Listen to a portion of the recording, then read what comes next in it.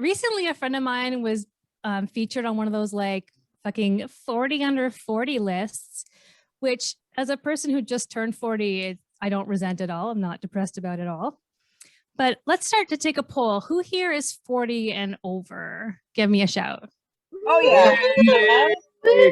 Congratulations. No one cares what you do anymore.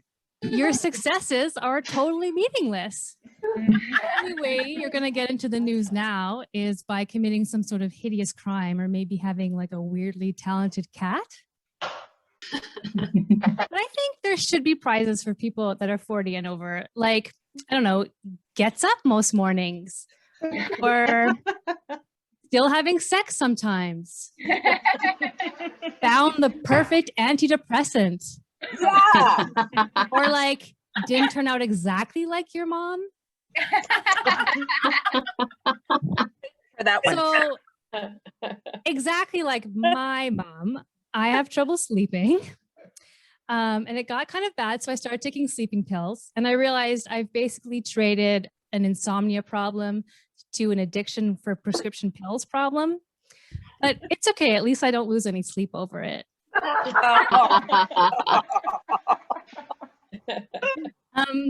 There's a warning label on my sleeping pills. It says may cause drowsiness.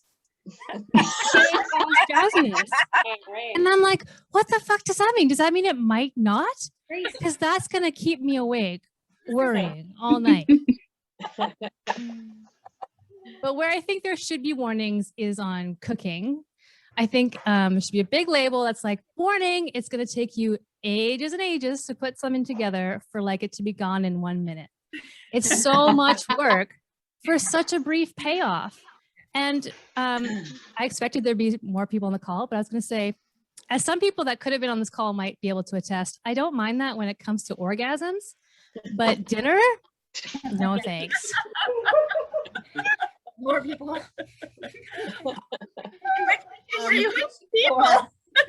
Realized. You know, some fellas. I do have to admit, I was a bit of a late bloomer sexually. Like it wasn't until high school where we watched like a cartoon sex ed video that I learned to like enjoy myself under the covers. I didn't need any coaxing to do my homework that night, thanks to Mr. O'Sullivan. But just to be clear, I didn't sleep with my grade 9 teacher. I was masturbating about sleeping with my grade 9 teacher. Oh God. I knew I had that teacher too. Not in grade 12. So I'm like, That didn't. Comedy is not 100% truth. But it's certainly 100% recorded. So, yeah, I've learned a lot this pandemic. A few new phrases like droplets, social distancing, contact tracing. But I realized contact tracing is really not that new. We've really all been there. Like, you know, when you have to make that call to all the people you've been too close with because you may have infected them and they should probably go get tested. Yeah. But now that I feel like there's so many people trained in contact tracing, there's like an amazing opportunity here.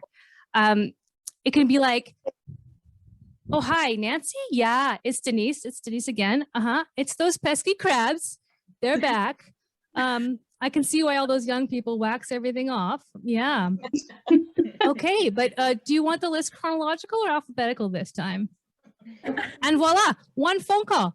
No embarrassment. Yeah. You know, what's life without a little bit of embarrassment? Years ago, I was traveling in China and a friend of mine took me to my first bathhouse experience.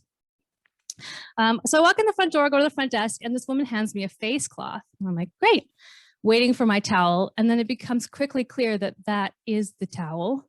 And I realize that it's going to be an afternoon of which private part am I most ashamed of today? But I persevered. I went through head held high, trying not to be the repressed WASP Canadian that I am. And it was going okay until this team of women came to me and it was time for the full body scrub. And I was like, okay, great. Where are we going to go? The private full body scrub area? No, no, no, no. They brought me to a white plinth in the middle of the room. So I was laying there on display, trying to enjoy the experience. And I realized women around are stopping, talking amongst themselves and pointing directly at my crotch. More specifically, my bright orange pubes. And yes, I do have pubes. Porn lies, everyone. And yes, thanks for asking. The carpet does match the drapes. I love that question. And it's like the 1970 calls and want their orange shag back kind of thing. But anyway, I turned to my Mandarin speaking friend looking for support. She's trying not to pee herself laughing. She won't look at me in the eye. I'm totally on my own. And I think to myself, well, at least I know how to say, why is that white girl's pussy on fire in Mandarin now?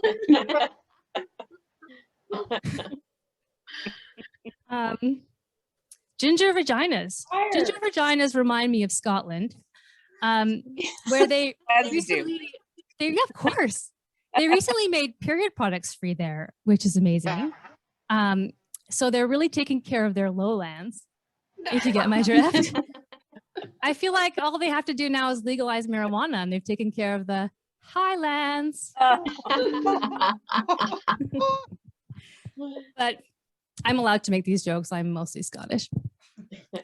I really do hope, though, that Scots start manufacturing their own period products, where instead of like low, medium, and high flow, it's like single malt, double malt, and the 100 Years' War.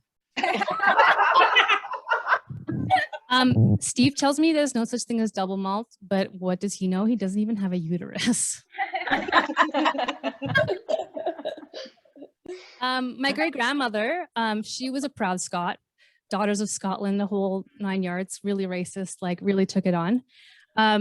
Except it turns out we did some genealogy and she's actually more Irish than Scottish. And thankfully not alive today to hear me say this.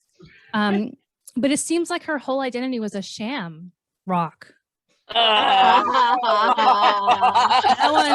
one was for Vish, especially.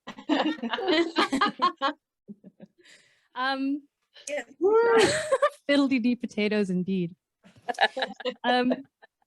So identities are complicated.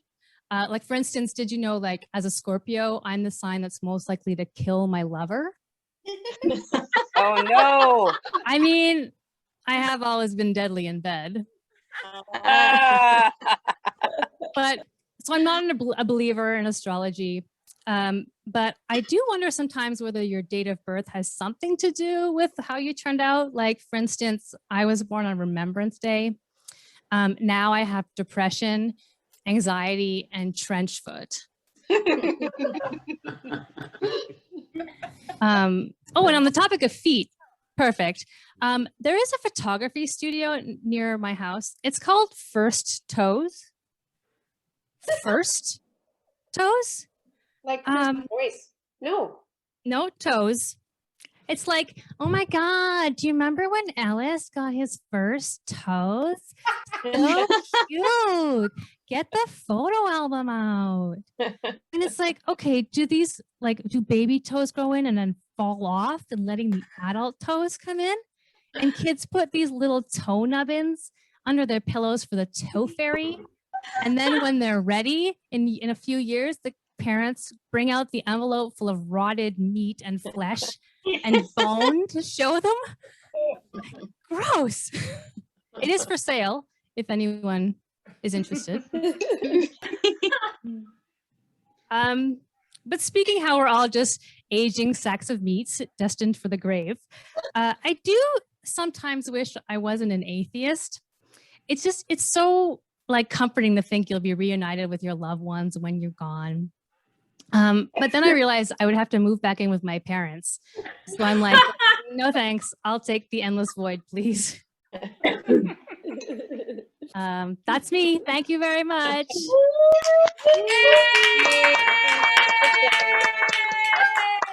That's great. Amazing. How many does it take to tip a How?